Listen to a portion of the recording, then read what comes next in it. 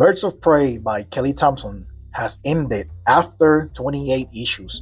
I will be the first one to tell you, the conclusion of the series wasn't my favorite, but overall, this run was very consistent. Easily, my favorite DC title in the shelves since the dawn of DC launch in 2023. Today, I want to show you what made this series so special by breaking down the third act of the series, titled Bird Undercover. Kelly Thompson threw both hands into her bag of tricks to close out this arc. This issue contains not just plot threads from previous arcs in the Birds of Prey title, but also it brings in additional plot threads started outside this series. I will go as far as extending or even bringing closure to some unanswered questions left in the air. This all started in the premiere of the current Wonder Woman series by Tom King and Daniel Sampere. Specifically, in issue number 1, the US government had declared all Amazons as persona non grata in US soil. This was the government's response after one Amazon named Emily killed a bunch of men in a bar. Long story short, all Amazons had been deemed illegal in the good old US of A for the actions of one person. If they didn't leave the country willingly, they were going to be hunted down. The government put together a special unit led by Sergeant Steele to search, locate, apprehend, or neutralize Amazons wherever they found them. However, some Amazons decided to stay and fight back. Not all Amazons that fought back were killed, unfortunately. The ones who were captured ended up being sold to private interests. One of those private interests was the Ninth Day, a private corporation that was led by a cult of personality. The Birds of Prey found out about this scheme between the US government and the Ninth Day, so as a personal favor to the Amazons, and more specifically to Queen Nubia, the Birds decided to do a search and rescue mission. If you weren't caught up with the Birds at this point, you would say, okay, the Birds are helping the Amazons. That's what they do, they're heroes. What's the big deal? Let me tell you why this was so important. The Birds were eager to help the Amazons for two reasons. Number one, the Amazons were not allowed on US soil, so they couldn't go save their sisters without inciting a direct conflict with the United States. Number two, the Birds wanted to make amends with the people of Themyscira because the Amazons and the Birds were no longer friends, as stated by Queen Nubia herself. This took place during the Absolute Power event in 2024. At this time, the heroes were under siege around the world. Amanda Waller had joined forces with Failsafe and the Brainiac Queen to orchestrate an all-out assault on all heroes. For a moment there, Waller had the heroes on the run. At one point, everyone was looking for a place to hide, to collect and gather themselves so they could plan a counterattack. Queen Nubia allowed the heroes of the world to find safety and refuge on Themyscira. When the Birds arrived with everyone else, they knew they weren't welcome. Even Big Barda told Mr. Terrific this was a hostile environment for the Birds. It was there the leader of the Birds, Black Canary, and Queen Nubia had a one-on-one conversation. And that was when Nubia said the Amazons and the Birds of Prey were no longer friends, and that if it wasn't for the dire state of emergency, the Birds would not even be allowed in Paradise Island at all. I know, you must be wondering what happened. Well, for starters, the Birds had to make amends after they invaded Themyscira and assaulted the entire island. This took place in the very first arc called Megadeath. Why would the Birds of Prey do such a thing? Well, long story short, Black Canary needed to rescue her little sister Sin. During the course of this rescue mission, the Birds of Prey were supposed to go incognito, in and out. No fuss, no drama, no trouble. But when you run with such a colorful crew, things happen. Eventually, the Amazons figured out they were being invaded, and all hell broke loose. Not only did the Birds have to face an army of Amazon warriors, but they also went against Wonder Woman herself. Big Barda tried taking on Wonder Woman because these seemed like the best match at the time. Barda even held her own for a while. She went as far as to attempt to break Diana's back, and that is no sexual metaphor or innuendo, it's exactly what took place. Last but no less egregious crime the birds committed against the Amazons, they brought Harley Quinn to the island with them. As you may well know, you can't take Harley anywhere. Basically, and not to overstate how capable the birds are, but they left piles of incapacitated Amazons all over the island. Sela did a whole number by herself. The only reason the Amazons never retaliated against the birds was because Nubia understood all this chaos was just to save Dinah's sister.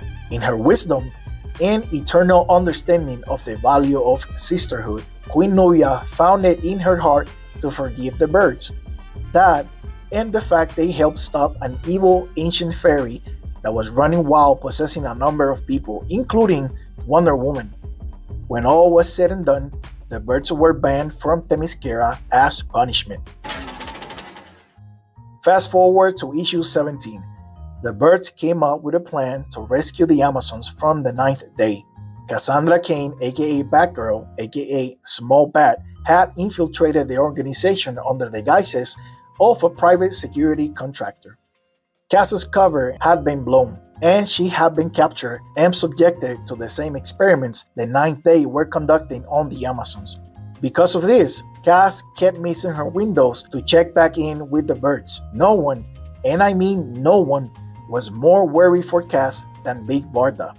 After Cass missed her final window, the birds had no other choice but to toss out subterfuge. They were going to break into the ninth day headquarters to find Cass along with the rest of the victims. This was no longer a search and extract mission. The kitty gloves were off. So, the birds used Barda's mega rod and boom tube themselves in the middle of the action. When the bisexual icon Big Barda saw with her own eyes what the ninth day had done to the Amazons, she crashed out. Run, cowards, for if Barda touches you, you will beg for the sweet release of death.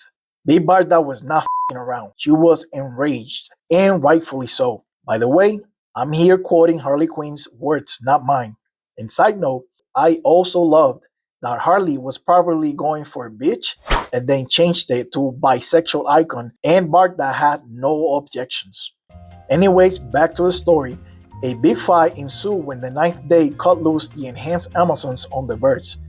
They were in a bit of a pinch and required backup.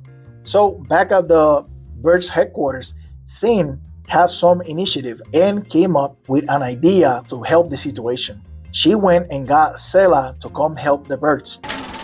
If you didn't know, Sela became friends or an ally of the birds in the previous arc to this one, after they survived the craziness that took place inside a pocket dimension. All that took place in volume 2 of this run, called Worlds Without End. This is the thing about the Birds of Prey. Just like the countless heroes that had joined this elite group before, once you are a bird, you will always be a bird of prey. Finally, Black Canary saw that their worst fear had come true. She tried to warn Barda, but there was nothing that could have prepared the new god for what she was about to see. Cassandra Cain, Batgirl, Small Bat, had been subjected to the ninth day experiments just like the Amazons. The birds could not believe what had been done to Cassandra. They were visibly shaken to their core. Barda's worst fear came true. Her friend, the Small Bat, was turned into a weapon against her will.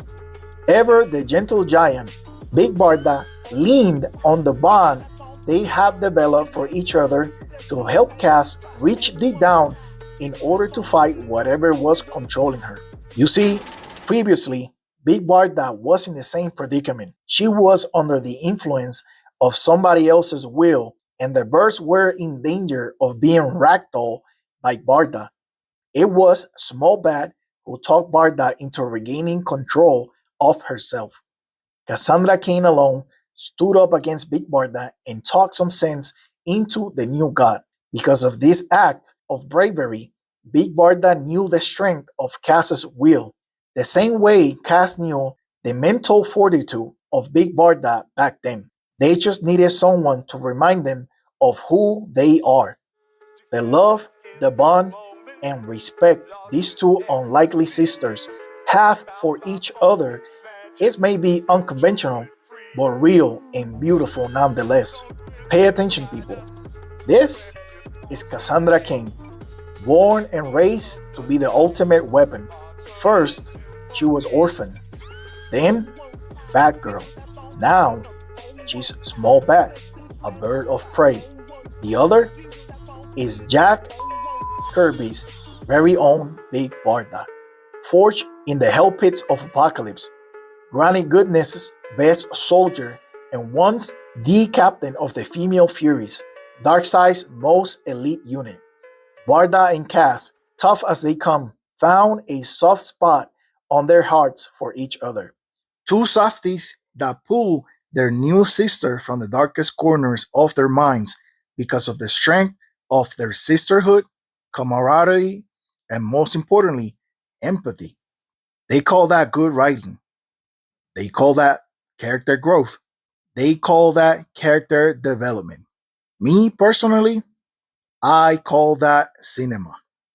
By the time Sin and Sela pulled up to the Ninth Day headquarters, the birds seemed to have things under control. They managed to squeeze the antidotes out of the scientists that work on the lab, and they gave it to everyone who needed it. Next, the birds boom tube to Themyscira to return the Amazons home. Queen Nubia personally attended the return of her sisters and commended the birds for their bravery in this endeavor. I don't know about you, but this was a great moment for the birds of prey. How often does the Queen of the Amazons thanks you personally for helping her people? Nubia asked if the birds were going to stay and celebrate the return of the Amazons, but unfortunately, they could not. But Dinah did make an effort to acknowledge the Queen's invitation, because this small gesture from Queen Nubia meant the birds were in good standing with the Amazons once again. And that's how Bird Undercover ended. A broken trust was amended, healed, and restored between heroes, between icons, and more importantly, between sisters. Kelly Thompson, along with the artists and the editors, did an amazing job weaving together, if you will, this shared universe in a very cohesive way. We're talking Wonder Woman, Absolute Power, and Birds of Prey titles coming together to close out the third arc of this amazing series. It's important for me that I highlight that because at the time of me recording this video, there hasn't been any resolution to the conflict between the Amazons and the US government. Not in the Birds of Prey, not in the Wonder Woman series, not in any title whatsoever. And that's pretty unfortunate to say the least. But at least someone cared enough to see the Amazons return safely to their home after such appalling events. Finally, to finish my thoughts on the Birds of Prey as a whole, I have to say I'm eternally grateful we got such an incredible, poignant story with plenty of fun moments. Kelly Thompson's ability to deliver entertainment and a message without being preachy or sanctimonious is unmatched. Not only that, but the way this team came together just to help Dinah save her sister and ended up becoming an official team after just one mission felt organic and necessary, especially when talking about my favorite duo in Big Barda and Small Bat. Birds of Prey was my favorite DC comic book series since the dawn of DC, and it will be missed dearly. That's today's video. Hopefully you enjoy this series as much as I did, and if you haven't checked it out yet, I highly suggest that you do. Thank you for watching. You have a blessed day, and remember to read more comics.